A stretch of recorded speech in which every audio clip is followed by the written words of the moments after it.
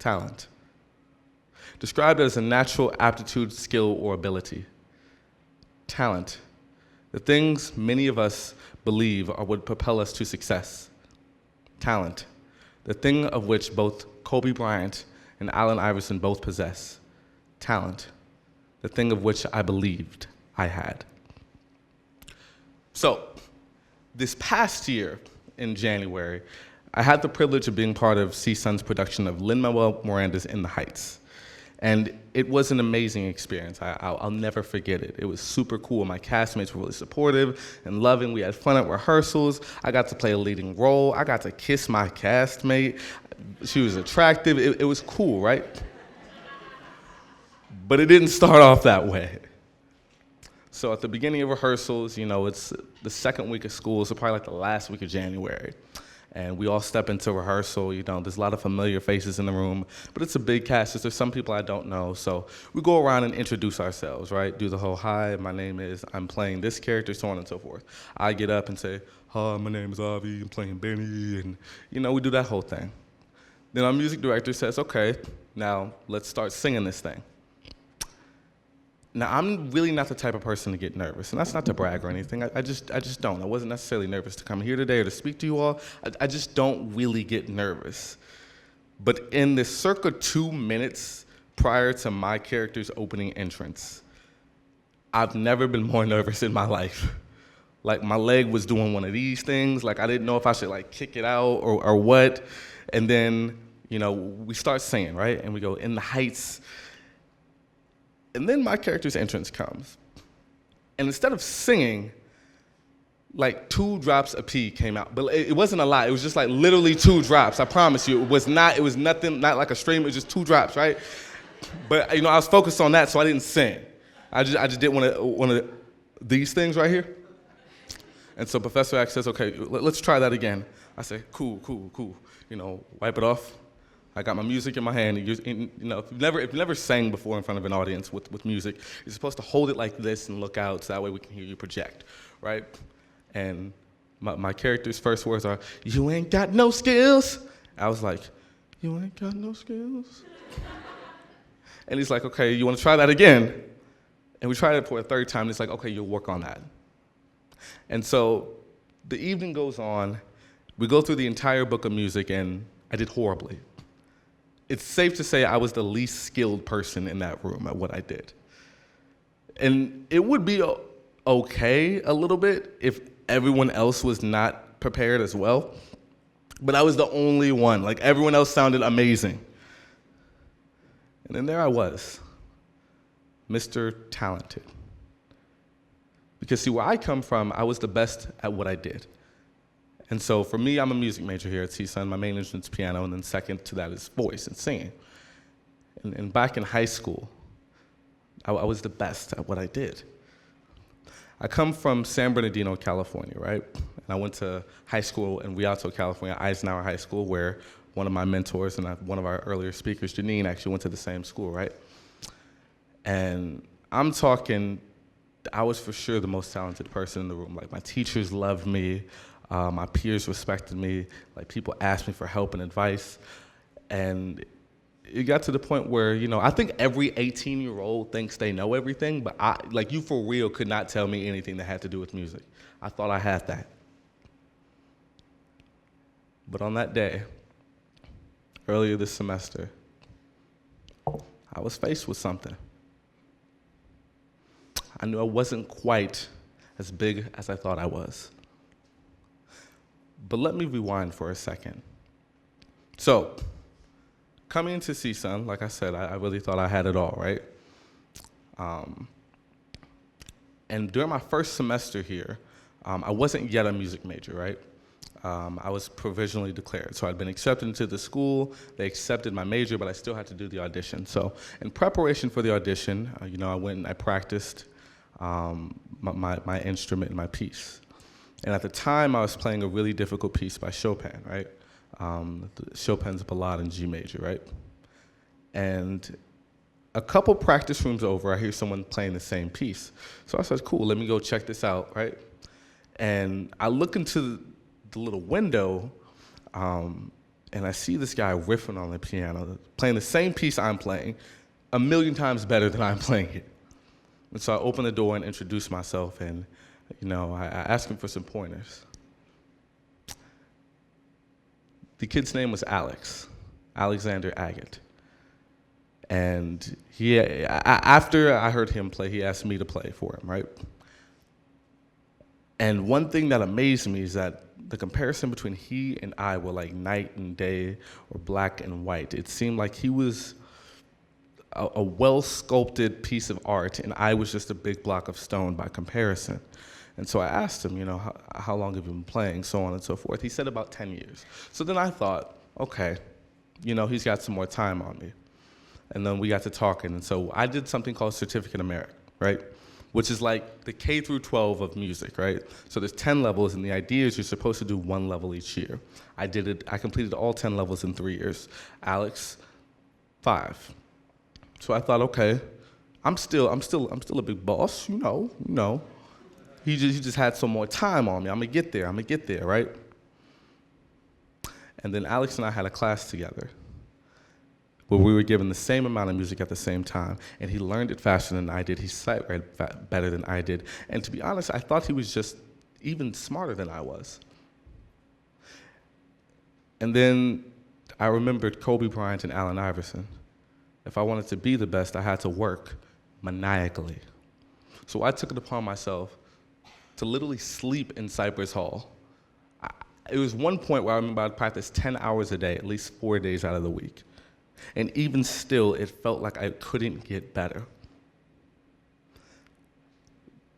But at this time in my life, I was also going through a unique event, because I had also just learned that I was adopted. So a little less than a year before I came to CSUN, at a piano lesson, I actually found out that I was adopted. So essentially, at my Christmas recital, one of my piano teacher's students' grandmother was a social worker at the time of my adoption and happened to share with her that I was indeed not my mom's child. And she proceeded to share that with me. And so my birthday is June 23rd, right? So I found this out in December when I was 17 and a half. That June, when I turned 18, I decided to look myself up on California Birth Index, which, if you were born in California, you can search your name, and then your name, if you were born after 1930, will come up, and it'll have your name, your mother's maiden name, where you were born at, your birthday, right? Donald Stewart, born June 23rd in Loma Linda, did not come up. Donald Watkins, born the same day I was, in the same hospital I was, did. So, the same semester I met Alex. My first semester here at CSUN, I took it upon myself to learn a little bit more about this, right? And so I made an excuse to go back home, told my mom I was going to hang out with some friends, and I went to San Bernardino County Post-Adoption Services. And before that, actually, I made a call to them, and I'll never forget that. I was in Cypress Hall in one of the practice rooms, and it was really weird because it was during one of my 10-hour raves, right? And I realized I just couldn't focus. And I realized something was eating at me. And so I said, okay, this has been on my mind for some time. I have to figure out what's going on. So I looked up the number, called them, and a woman named Cheryl Gonzalez answered the phone. So me and Cheryl were talking, and I told her that I'd wanted some account of my records because I'm adopted, and I'd never known my life in any other way. And she says, well, in order for me to give you all of your information, you have to come in and prove you are who you say you are. And I said, yes, but can you tell me anything over the phone? I was told I come from a bad situation. And she can look me up on the computer. She says, well, yeah, you did come from a bad situation. And very jokingly, I said, what do you mean, schizophrenia? And you know how a person's silence can tell you more than their actual words? She was dead silent. And so again, a couple weeks later, go home, go to San Bernardino County Post-Adoption Services. And so I meet Cheryl Gonzalez, I give her my ID, my passport, prove who I am, who I say I am. And she says, well, Mr. Stewart, you are indeed adopted, and your mother was not only diagnosed with paranoid schizophrenia, but she's also in Patton State, which is essentially a jail. And I'm like, well, that's insane. And then she proceeds to tell me that in between that time between myself and her sentence, that she'd also had another child, and that I had a little brother that I'd never met. Now, this is where things get really weird, because my adopted mom, but for all intents and purposes, my mother, the woman that loved me and raised me all of my 21 years in life, was also a foster. She also took in foster kids. And my little brother was one of the foster kids she had temporarily taken refuge to.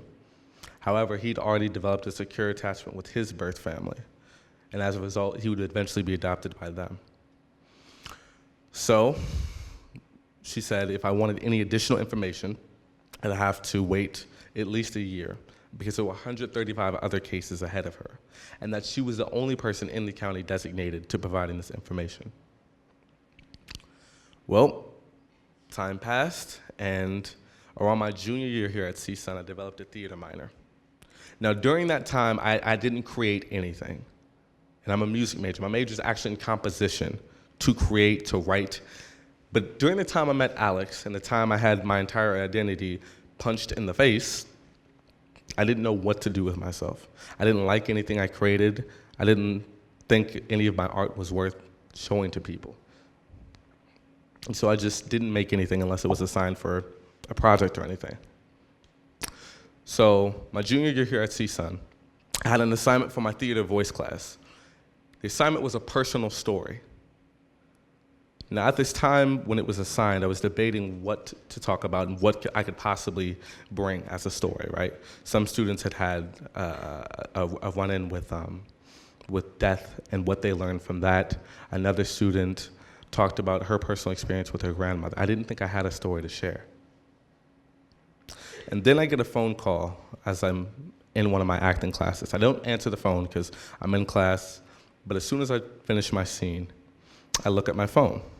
And so you know how like the new 2000 generation phones have like the transcript of your voicemail? So I get done with my scene, I sit down, and you know, because we're all tied to our phones and I shouldn't be on my phone, I do it anyways. And I see a transcript, and all I see is the word adoption records. I leave the class and I call that number back. It was a woman named Judith Russell. And she said that she'd been hired by San Bernardino County to help Cheryl Gonzalez with the caseloads that she still had to work on. And she asked me that if I still wanted mine, I could still have them. I told her absolutely. So about 2 weeks later, I'm in Cypress Hall at the piano working on an assignment for one of my composition classes. And I get a call from Judith Russell again. And she says, "Do you still have asthma?" Which is weird to me because I never told her that. But at the same time, I was asking her to investigate a person I didn't yet know. And so she tells me, I tell her yes, and she tells me, "Wow, yes, well, I mean, I'm glad you're okay because you didn't seem to be so, judging by your records." And I'm like, "Well, how bad was I?" She says, "Well, I'll send you your records, but you might want to look over it with the person." And so, you know, I hang up the phone. I tried to go back to writing, but I couldn't really bring myself to do it because I was so focused on, you know, what was it that she wanted to tell me. And so about a week later, I get a package in the mail, right? Now, mind you, I'm living in the dorms at this time, so this is when you get an email on your phone, because remember the 2000 generation phone, you get everything on it, right? And so it says, you know, you got a package. I leave work before I'm supposed to clock out, pick up my package before the housing office closed. And as I'm sitting there, as I mentioned before, I don't get nervous. But my leg was doing one of these things again. And I called my best friend, Andrea, and I asked her, "Can you please come and read this with me?" And I open it, and it has a detailed record of all of my adoption history. Turns out my mother was diagnosed with paranoid schizophrenia at 23. But as with many people with the said mental illness, she self-medicated with drugs and alcohol. In fact, about 4 months before she eventually gave birth to me, she attempted to commit suicide and overdosed on heroin while she was pregnant with me. And as I'm reading all of this, nothing's really registering because I don't really have much of a reaction. And Andrea looks at me and she says, "You're like a miracle baby. Like this shouldn't happen." And Andrea is a bio major, so she's all with the science and X plus Y equals Z and this. So she's like, "You should not be here." Later that night, I cried because I think things started to seep in a little bit. And I started to think about my experience my freshman year with Alex and with talent and that whole thing. And I was able to tell this story for my theater voice class. And what the overarching lesson that I learned was, the artist Michelangelo, when he sculpted David, someone once asked him, how did you turn this block of stone into this beautiful work of chiseled art? And he said, it was easy. I just took away all the parts that weren't of David. He said, I saw an angel in the marble and I set him free. And I think we are all the same way. All the talents and things of which we can possibly be are already within us. It's about chiseling away that which society or your parents or what have you has imparted upon you that has hindered your success. And so, fast forward to earlier this year, in the Heights rehearsals in 2 drops of pee. That day was hard. In fact, the first 2 to 3 weeks were really hard. But April 7th this year, so just a few weeks ago, we opened in the Valley Performing Arts Center, a place I swore I was going to perform into before I graduated. And instead of my 2 drops of pee, there was a little bit of sweat, but it was an amazing performance. And when you walk out these doors, the pictures are right there. And my message to you is simply this, that it is a beautiful way to live life, to know and understand that all that we are is all that we need to be. Thank you.